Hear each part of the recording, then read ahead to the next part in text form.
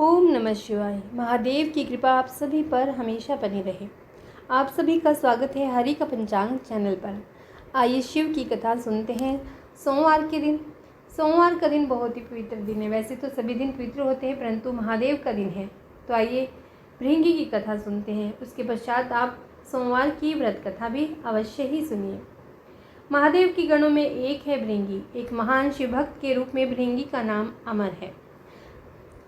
और कहते हैं जहाँ शिव होंगे वहाँ गणेश, नंदी, श्रृंगी, भृंगी, वीरभद्र का वास स्वयं ही होगा। शिव शिवा के साथ उनके गण अवश्य चलते हैं। इनमें से सभी प्रमुख गणों के बारे में तो कहानियाँ बहुत सी प्रचलित है। जैसे दक्ष यज्ञ ध्वंस के लिए वीरभद्र उत्पन्न हुए। माँ पार्वती ने श्री गणेश को उत्पन्न किया। नंदी तो शिव के वाहन हैं जो धर्म के अवतार हैं। शिलाद मुनि के पुत्र के रूप में जन्म लेकर शिव जी के वाहन बने हैं नंदी।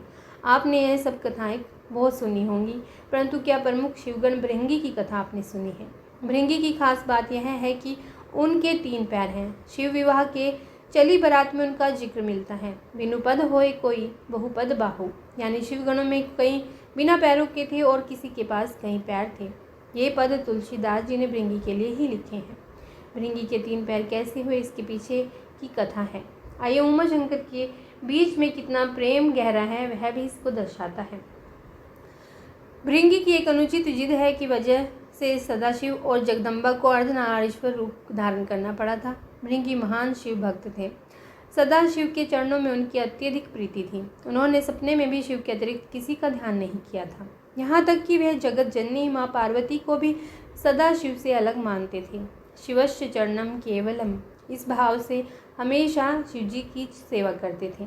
उनकी बुद्धि यह स्वीकार ही नहीं करती थी कि शिवजी और पार्वती में कोई भेद नहीं है। एक बार सदाशिव के परम भक्त श्रृंगी ऋषि कैलाश पर अपने आराध्य की परिक्रमा करने पहुँचे। सदैव की तरह महादेव के बाई जंघा पर आदि शक्ति जगदम्बा विराजमान थी। महादेव समाधि में थे और जगदम्बा चैतन्य थी। जगदम्बा के नेत्र खुले थे। भृंगी तो आए थे शिवजी की परिक्रमा करने। शिवजी तो ध्यान मगन थे। शिव प्रेम में भृंगी मतवाले हो रहे थे। वह सिर्फ शिवजी की परिक्रमा करना चाहते थे, क्योंकि ब्रह्मचर्य की उनकी परिभाषा अलग थी। परंतु क्या करें, पार्वती जी तो शिवजी के वाम अंग में विराजमान है। भृंगी अपना उतावलापन रोक नहीं पाए। साहस इतना बढ़ गया कि उन्होंने जगदम्बा से अनुरोध कर दिया कि वह शिवजी से अलग होकर बैठे ताकि मैं शिवजी की परिक्रमा कर सकूं। जगदम्बा समझ गई कि यह तो तपस्वी है, लेकिन इसे ज्ञान नहीं हुआ है। अभी यह ज्ञान अधूरा है। इसीलिए उन्होंने भृंगी की बात को अनसुना किया। भृंगी हट में थे, कुछ भी सुनने समझने को तैयार नहीं थे।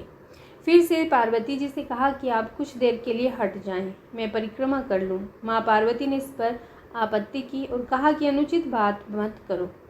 जगदम्बा महादेव की शक्ति है, वह सदाशिव से अलग होने को कैसे तैयार होती। माता ने भृंगी को कई तरह से समझाया, प्रकृति और पुरुष के संबंधों की व्याख्या की, वेदों का उदाहरण दिया, परंतु भृंगी भी वैसे ही हठी थे। हठी की बुद्धि तो वैसे भी आधी हो जाती है।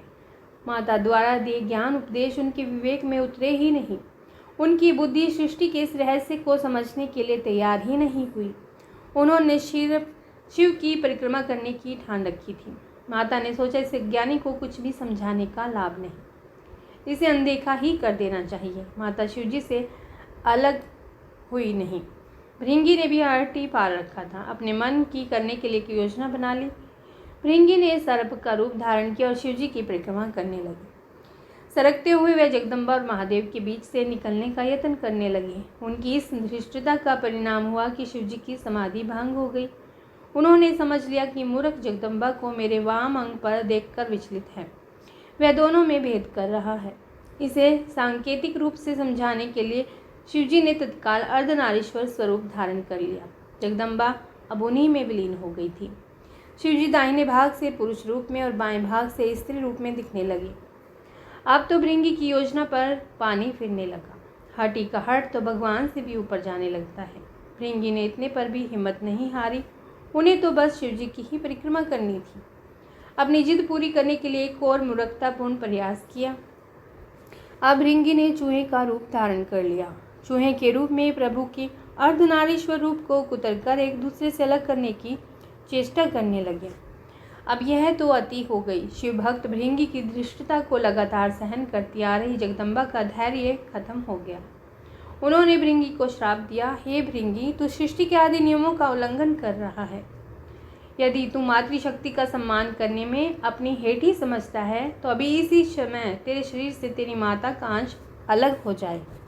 यह श्राप सुनकर स्वयं महादेव भी व्याकुल हो उठे। भृंगी की बुद्धि भले ही हर गई थी, परंतु महादेव जानते थे कि इस श्राप का मतलब कितना गंभीर है। शरीर विज्ञान के तंत्रोक्त व्याख्या के अनुसार इंसान के शरीर में हड्डियां और पेशियां पिता से मिलती हैं, जबकि रक्त और मांस माता के अंश से प्राप्त होता है। फिर क्या था, भृंगी की तो दुर्गति हो गई। उनके शरीर से तत्काल रक्त और मांस अलग हो गया। शरीर में बची रह गई तो सिर्फ हड्डियां और मांसपेशियां। मृत्यु तो हो ही नहीं सकती थी, क्योंकि वो अविमुक्त कैलाश के क्षेत्र में थे और सदाशिव और महामाया उनके सामने थे। उनके प्राण हरने के लिए यमदूत वहां पहुंचने का साहस ही नहीं कर सकते थे। असह्य पीड़ा से भृंगी बेचैन होने लगे। ये श्राप भी आदि शक्ति जगदम्बा का दिया हुआ था। उन्होंने ये श्राप भृंगी की भेद बुद्धि को सही रास्ते पर लाने के लिए दिया था, इसीलिए महादेव भी बीच में नहीं आए। इस श्राप का लाभ यह हुआ कि भृंगी असहनीय पीड़ा में भी पड़कर समझ गए कि पितृशक्ति किसी भी सूरत में मातृशक्ति से परे नहीं है।